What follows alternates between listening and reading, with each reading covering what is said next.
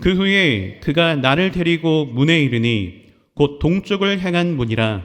이스라엘 하나님의 영광이 동쪽에서부터 오는데 하나님의 음성이 많은 물소리 같고 땅은 그 영광으로 말미암아 빛나니 그 모양이 내가 본 환상 곧 전에 성읍을 멸하러 올 때에 보던 환상 같고 그 발 강가에서 보던 환상과도 같기로 내가 곧 얼굴을 땅에 대고 엎드렸더니 야훼의 영광이 동문을 통하여 성전으로 들어가고 영이 나를 들어 데리고 안뜰에 들어가시기로 내가 보니 야훼의 영광이 성전에 가득하더라. 아멘. 네, 저는 오늘 본문의 말씀을 근거로 하나님의 영광을 회복하기 위해서, 하나님의 영광을 회복하기 위해서라는 제목으로 함께 귀한 은혜의 시간을 나누기 원합니다.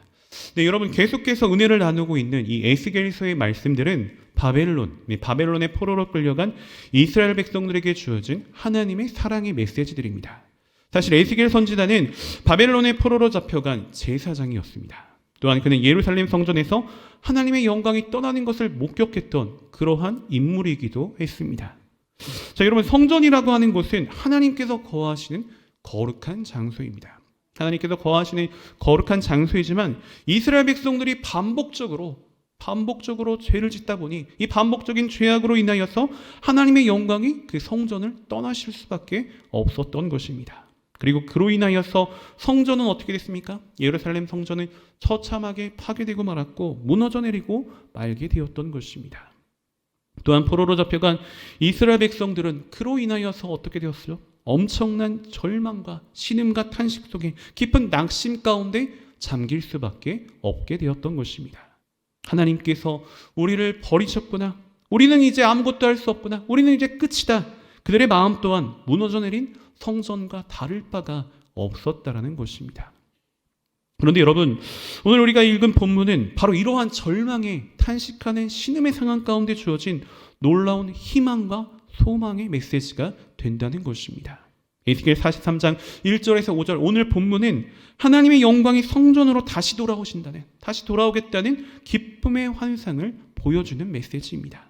또한 이 본문의 말씀은 단순히 과거의 성전의 회복을 뛰어넘어서 죄로 인해 떠나셨던 하나님께서, 이스라엘 백성들의 죄로 인해 떠나셨던 하나님께서 다시 그분의 백성에게 돌아오시겠다는 놀라운 약속의 말씀이 된다는 것입니다. 나아가 이 말씀은 오늘날 절망과 또 환경의 어려움으로 인하여 힘들어하고 있는 우리에게도, 저와 여러분 가운데도 동일한 위로와 소망의 메시지로 주어지는 것입니다. 그럼 먼저 본문 에스겔 43장 1절부터 2절의 말씀을 함께 살펴보겠습니다. 1절, 그 후에 그가 나를 데리고 문에 이르니 곧 동쪽을 향한 문이라. 이스라엘 하나님의 영광이 동쪽에서부터 오는데 하나님의 음성이 많은 물소리 같고 땅은 그 영광으로 말미암아 빛나니라고 말씀해주고 계십니다. 여러분, 1절과 2절에 나오는 그 말씀의 내용을 보면 에스겔은 환상 속에서 성전의 동문으로 인도함을 받게 되는 그런 내용을 살펴볼 수가 있습니다. 그리고 그곳에서 하나님의 영광이 어디에서부터 오십니까? 동쪽에서부터. 하나님의 영광이 동쪽에서부터 오시는 것을 목격하게 됩니다. 여러분, 이 장면은 너무나도 중요한 부분입니다. 사실 에스겔 10장을 살펴보면 에스겔 10장에서는 하나님의 영광이 예루살렘 성전을 떠나 동쪽으로 향하는 내용이 기록되어 있습니다. 그런데 이제 그 영광이 떠나셨던 그 동쪽에서부터 다시 돌아오시겠다는 그러한 내용인 것이죠. 이는 단순한 물리적인 이동을 말하고자 기록된 내용이 전혀 아닙니다. 하나님께서 그분의 백성을 버리지 않으셨고 그들에게 다시 돌아오시겠다는, 다시금 회복시켜 주시겠다는 신실한 사랑의 메시지가 된다는 것입니다. 또한 2절 하반절의 내용을 살펴보면 하나님의 음성을 무엇으로 묘사하고 있습니까? 하나님의 음성을 많은 물소리와 같다고 묘사하는 걸 볼 수 있습니다. 이는 하나님의 음성이 얼마나 크고 위험이 있는지 그것을 나타내주는 그러한 부분이 됩니다. 폭포수처럼 쏟아지는 하나님의 말씀은 온 땅을 덮고 또 땅은 그 영광으로 말미암아 빛을 내고 있다는 그러한 내용의 말씀이죠. 이는 하나님의 인재가 단순한 현상으로 그치는 것이 아니라 온 세상을 변화시키는 창조적인 능력이 됨을 나타내 주는 것입니다. 계속해서 본문 에스겔 43장 3절의 말씀을 살펴보면 그 모양이 내가 본 환상, 곧 전에 성읍을 멸하러 때 보던 환상 같고 그 발 강가에서 보던 환상과도 같기로 내가 곧 얼굴을 땅에 대고 엎드렸더니라고 말씀해 주고 계십니다. 여러분, 에스겔은 이 환상이 자신이 과거에 그 발 강가에서 보았던 환상과 동일했던 모습이라고 고백하고 있습니다. 이는 이 환상이 단순한 꿈이나 어떤 개인의 상상을 뛰어넘어서 하나님께서 직접 보여주신 실제적인 계시임을 강조하고 있는 것이죠. 그리고 에스겔은 얼굴을 땅에 대고 엎드리는 그런 모습을 보여줍니다. 왜?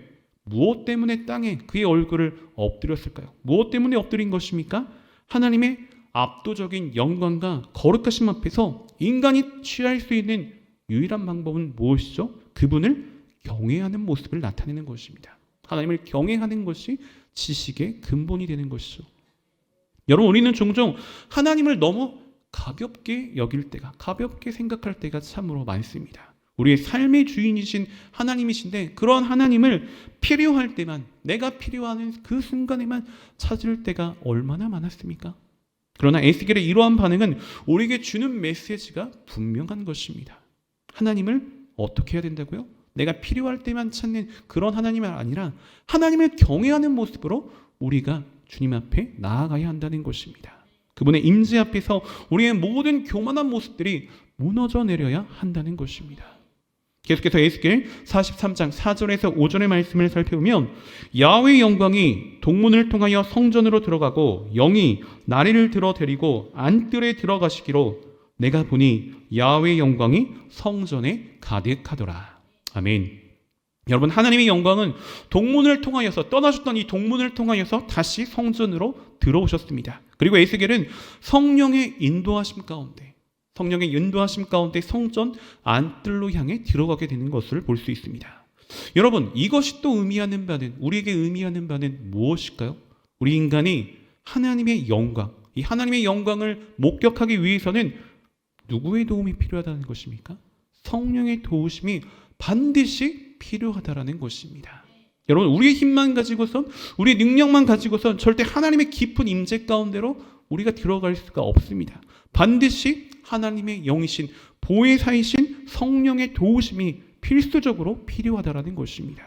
보혜사 성령님의 도움이 없이는 우리는 아무것도 할 수 없는 그러한 연약한 존재인 것입니다. 이제 마침내 에스겔은 야훼의 영광이 성전에 가득하더라는 그런 놀라운 광경을 목격하게 됩니다. 이는 하나님께서 그분의 백성 가운데, 하나님의 백성 가운데 다시 거하시기를 원하시는 궁극적인 약속의 성취가 되는 것이죠.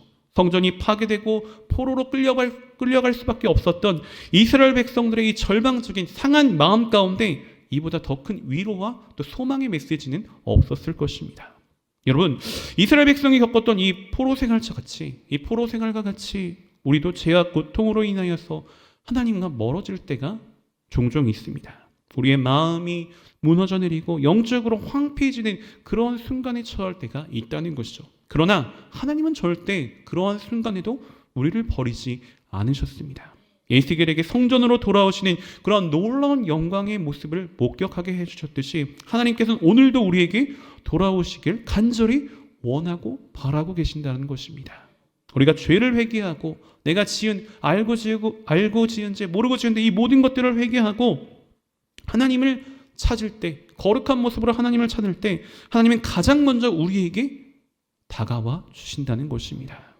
여러분, 우리의 삶을 한번 돌이켜 보시기 바랍니다. 혹시 우리가 하나님보다 더 사랑하는 그런 우상은 우리 마음 가운데, 우리 삶 가운데 있지는 않으셨습니까? 돈이나 명예, 성공, 이러한 세속적인 것들이 우리의 삶을 하나님보다 더 앞세우고 지배하진 않으셨습니까? 하나님의 영광이 우리 안에 온전히 회복되길 원하신다면 우리는 먼저 이 제약된 습관과 우리 안에 있는 이런 우상들을 철저히 제거해내야 하는 것입니다. 즉, 철저한 회개의 삶이야말로 거룩함을 되찾는 회복의 시작점이 된다는 것입니다. 그런데 여러분, 제가 한 가지 질문을 하나 드리겠습니다. 에스겔 당시 구약시대의 성전이 하나님의 그러한 임재의 장소였다면 신약 이후, 예수님께서 오신 그 신약 이후의 시대에서의 성전, 궁극적인 성전은 어디일까요? 자, 고린도전서 우리 6장 19절의 말씀을 다 함께 합독하겠습니다. 시작. 너희 몸은 너희가 하나님께로부터 받은 바 너희 가운데 계신 성령의 전인 줄을 알지 못하느냐? 너희는 너희 자신의 것이 아니라. 우리의 몸이 성전이 된다는 것이죠. 여러분, 하나님은 에스겔 시대의 성전처럼 오늘 우리 안에 충만하게 임재하기를 원하고 계십니다. 우리의 삶 속에서 하나님의 영광이 회복되고 하나님의 영광이 가득해지길 원하고 계십니까? 그럼 우리의 마음과 삶을 깨끗하게 하고 거룩하게 구별하여 하나님께 드리는 삶을 살아야 하는 것입니다. 사랑하는 여러분, 오늘 본문 에스겔 43장, 이 43장의 말씀은 절망의 고통의 상황 가운데 새로운 희망과 소망의 메시지를 우리에게 분명히 보여주고 있습니다. 하나님의 영광이 다시 성전에 임한 것과 같이 우리의 무너진 삶, 또 절망적인 상황, 또 황폐해진 그러한 심령 가운데 하나님의 영광이 다시금 회복되어 충만하게 될 수 있다는 그러한 메시지인 것입니다. 여러분, 하나님께서는 아무리 고통의 상황 가운데 우리가 처해 있다 할지라도, 아무리 낙심하며 절망스러운 그런 환경 가운데 있다 할지라도 절대 우리를 버리지 않으셨습니다. 그분은 지금도 우리가 회복되기를, 하나님께서 바라시는 그런 아름다운 모습으로, 거룩한 모습으로 회복되기를 바라고 기다리고 계시며 우리의 삶에 그분의 영광으로 충만해지길 원하고 계시는 것입니다. 오늘 이 말씀을 우리가 깊이 묵상하며 우리의 삶이 하나님의 영광으로 가득한 성전이 되길 간절히 소망합니다. 모든 묻어진 것들을 회복시키시는 하나님의 그 놀라운 사랑을 우리가 늘 기억하고 신뢰하며 날마다 그분과 동행하는 아름다운 삶을 누릴 수 있는 복된 저와 여러분, 우리 모두가 되시기를 주님의 이름으로 소원하고 축복하며 말씀을 마치겠습니다. 기도드립니다. 사랑과 자비가 풍성하신 참으로 좋으신 하나님, 오늘도 귀한 말씀을 통해 은혜 주시고 깨달음을 얻게 하시니 참으로 감사드립니다. 우리의 삶 속에서 하나님의 영광이 회복되고 하나님의 영광으로 충만해지길 소원합니다. 날마다 우리의 삶 속에서 주님을 경외하는 마음과 철저한 회개의 삶을 살게 하시고 늘 하나님의 말씀을 묵상하고 기도하는 삶을 통하여 언제나 주님과 동행하며 주의 영광으로 가득한 우리 모두의 아름다운 삶이 될 수 있도록 보혜사 성령님 우리를 인도하시고 축복하여 주시옵소서. 거룩하신 하나님, 이제 또 저희가 정성껏 준비한 예물을 주님 앞에 올려드립니다. 드려지는 모든 손길 가운데 주님의 한없는 은혜와 사랑으로 가득히 채워주시고 이 예물이 쓰여지는 모든 것 가운데 그리스도의 영광만이 아름답게 드러나게 하여 주시옵소서. 감사드리며 모든 말씀 따라 역사하시는 나사렛 예수 그리스도인 받들어 간절히 기도 올리옵나이다. 아멘.